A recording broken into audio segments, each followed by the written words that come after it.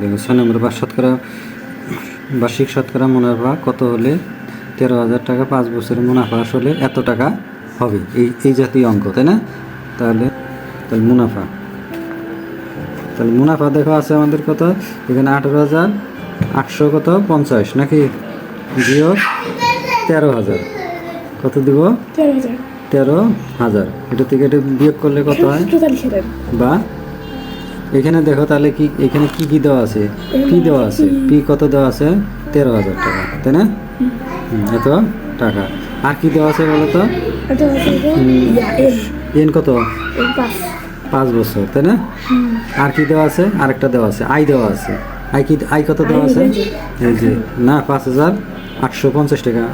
আইটা কি, আই মুনাফা না, মুনাফা কত 5,850 টাকা। তাহলে আমরা এই যে সূত্র লিখবো, আমরা জানি দিয়ে লিখবো, আমরা কি জানি বলো তো, পি এন আর, আমি একটু উল্টা করে লিখলাম, সমান আই, এটা জানি না। আমরা কার মান বের করবো, আর এর মান বের করবো। তাহলে আরটা এই পাশে রাখবা, বাকিগুলোকে এই পাশে গুণন থাকলে ওই পাশে যায় কি হবে, ভাগ হবে না? তাহলে আই ভাগ করবে পি এন।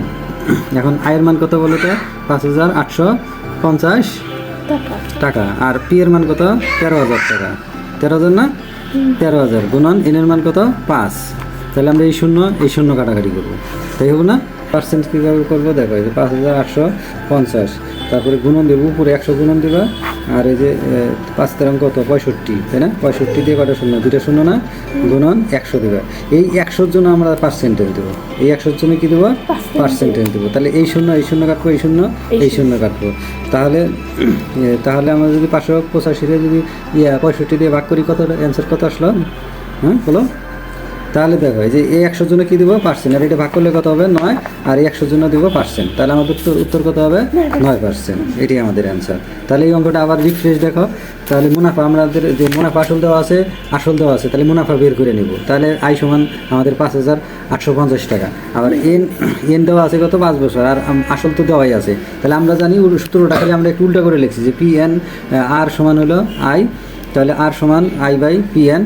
এখন এই যে আয়ের মান কত আমাদের 5,850 টাকা, আর পি এর মান 13,000 টাকা, আর এন এর মান কত 5,000 টাকা। এখন 5। এখন তারপরে কি করবো, এই শূন্য একটা, যে কোনো একটা শূন্য কেটে দিলাম আমরা, তারপরে 500 কত থাকে 85, আর এই উপরে নিচে আমরা 100 দ্বারা গুণ করব, কারণ কি পার্সেন্টেজ করতে হবে। আর এইখানে এটা গুণ করলে কত হয় 6,500 টাকা হয়, তাই না? এখন আমরা এই 100-কে জন্য পার্সেন্টেজ দিব, আর এই দুটো শূন্য কাটাকাটি করলাম, আর এটা দিয়ে ভাগ করলে হবে কত 9, উত্তর 9%, এটাই আমাদের অ্যান্সার।